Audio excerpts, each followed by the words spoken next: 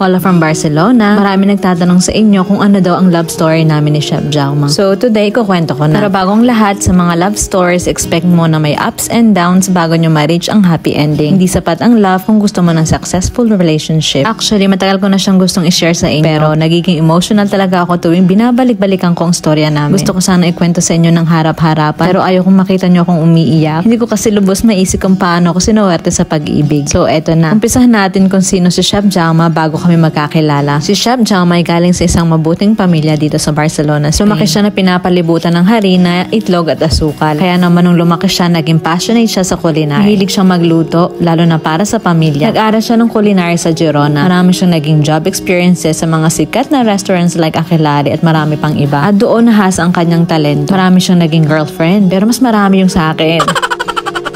So yun nga, simula bata, curious na talaga siya sa bansang Pilipinas. Meron pa nga silang sikat na linyahan dito na hanggang ngayon sinasabi pa rin nila sa mga bata na kung maghuhukay ka ng malalim, mararating mo ang Pilipinas. So noong bata pa siya, naghukay daw talaga siya. Nakita niya na binibiro lang siya ng papa niya, inihampas niya sa papa niya yung pala.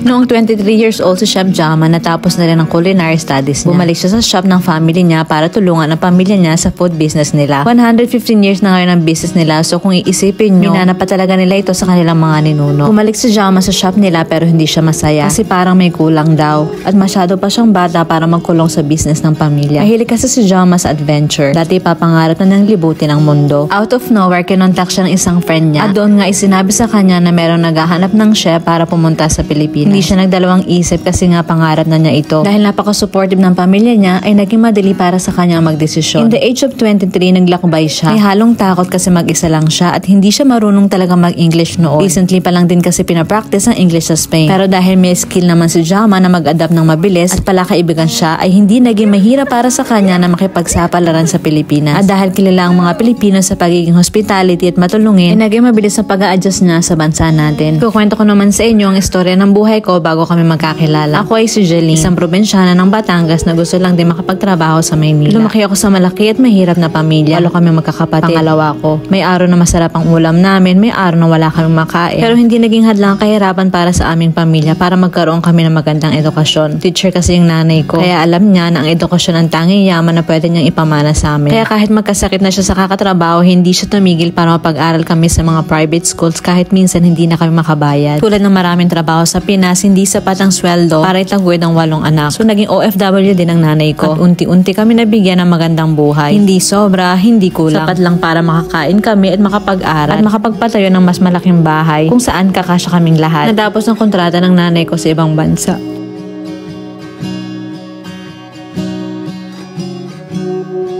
Bumalik siya sa pagiging teacher. Hindi sapat ang kinikita niya. College na ako noon at pangarap ng nanay ko na maging flight stewardess ako para malibot ko ang mundo. Kaya kinuha ko ang course na International Relations Major in Diplomacy sa Lyceum sa Maynila. Ewan ko din. Pero sa totoo lang, simula nung bata ako, pinangarap ko na talagang maging abogado. Para kako may paglaban ko ang pamilya ko sa mga aapi sa amin. Pero hindi namin afford ang course na yun.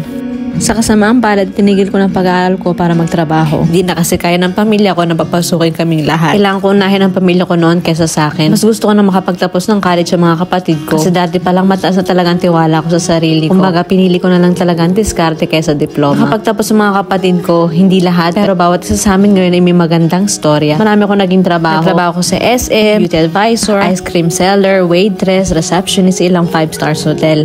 Sinubukan ko ulit mag-aral kasi nakapag-ipon ako ng pera. Napili ko naman noon na maging math teacher. Pero hindi rin ako nagtagal. Ang hirap pala kasi talagang mag-aral kapag nagtatrabaho ka. Halos 1 AM na kasi ako nakakauwi ng bahay at gigising ng 6 AM para pumasok sa school. Hindi ko kinaya. Nagre-rent lang ako ng apartment noon sa Pasay kasama mga kaibigan ko. Hati-hati kami sa gastos. Doon ko nakilala si Kuya Ruel. Tinuruan niya ako mag-juggle ng bote. Why not? Narinig ko kasi na mataas daw ang sweldo ng bartender sa TGIF. Masaya naman ako sa Ascot Hotel noon kung saan ako nagtatrabaho. Marami ako naging kaibigan. Lungkot ako pero kailangan ko humanap ng trabaho na may mas mataas na sweldo kasi halos wala na akong itinitirang pera sa sarili ko para matulungan na nanay ko na mapag-aral yung mga kapatid ko. Sa tip na lang talaga ako umaasa noong panahon na yun. So yun nga, nag-apply ako sa bartender sa TGIF. Confident ako kasi marunong na ako maghagis ng bote pero di marunong sumalo.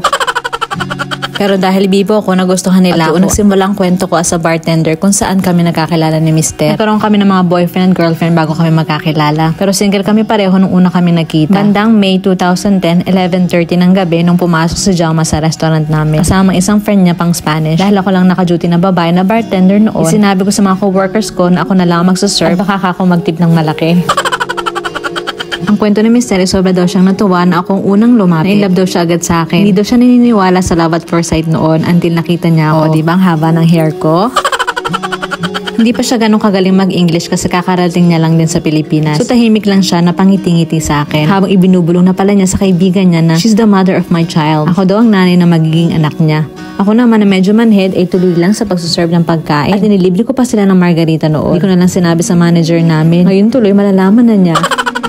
Dumating ang dessert, pangiti-ngiti pa rin si Jaume. Akala ko may sira sa ulo. Pero sa totoo lang, nagupuhan talaga ako sa kanya nung nakita ko siyang pumasok sa pinto. Dumating na ang bill. Bigla naman ako kinuusap ng kaibigan niya kasi nga dahil di pa confident si Jaume na mag-English, ay hindi niya ma-express ang feelings niya. Hinihingi ng friend niya ang phone number ko. Pero dahil kakabreak ko lang din doon sa boyfriend ko noon, wala talaga sa isip ko na mag-entertain agad ng bagong manliligaw. So hindi ko ibinigay ang number ko. Umalis na siya na broken-hearted.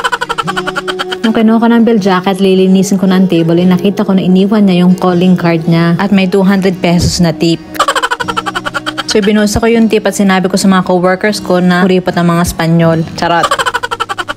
Tinago kong business card, hindi ko rin alam kung bakit. Nakalimutan ko na siya actually. 2 weeks after, meron naman akong isang friend na nagngangalang Jen na taga Batangas. Ang gusto makipagsapalaran sa Maynila at magtrabaho. Gusto ko siyang tulungan. At bigla ko nga naisip si Jaume. Executive chef kasi siya noon sa Barcino, so alam ko marami siyang restaurant na hawak at pwede niyang matulungan si Jen. So doon ko siya kinontak at doon niya nakuha ang number ko. Doon na nag-umpisa mga sweet messages, mga invitations niya na lumabas, kumain at manood kami ng sine. We took things very slowly talaga. Mahihain din kasi siya at very gentleman at nirerespeto niya talaga ako noon. Nagkaroon pa ako ng ilang manliligaw pero mag-focus na lang tayo sa kwento ni Jaume. Sa Filipina, hindi ko talaga alam na magjowa na pala kami noon after ng ilang months namin pagdi-date. Hinihintay ko kasi yung salitang I love you para masagot ko din ang I love you too. At doon malalaman ko na mag-una nga kami. Iba pala sa ibang bansa. Kino-consider ka na pala nilang girlfriend kapag lumabas na kayo ng ilang beses. May boyfriend na pala ako noon, hindi ko pa alam. And finally, kinonfirm niya talaga nararamdaman niya sa akin. Hindi kasi sumulpot yung ex ko sa harap niya one time. At doon na lumabas ang salitang hinihintay ko. Yung masugid siyang manliligaw at maalagang boyfriend. Para talaga siyang Pilipino. Napaka-romantic. Hatid sundo ako nun sa trabaho. Para ko na siyang taxi driver din noon. Araw-araw niya halos ako pinupuntahan sa work. Nakilala kong pamilya niya sa Pilipinas. At naging magkasundo nga agad kaming lahat. Isang araw na wala namang okasyon. Pinagaluhan ako ni Jaume ng plane ticket. Akala ko magbuburakay kami. Naku, sa Spain pala ang punta. Magpapakasyon daw kami. Gusto niya daw ipakita sa akin ang buhay niya sa Spain. Makilala lahat ng pamilya at kaibigan niya at may pasyal niya rin ako. First time kong lalabas ng Pilipinas. Doon ko talaga naramdaman kung gaano ako ka-importante sa kanya. Bumalik kami sa Pilipinas. Masayang bawat araw na kasama siya. Until one day, nag-break kaming dalawa. Kala nyo tapos na, no? Hindi pa.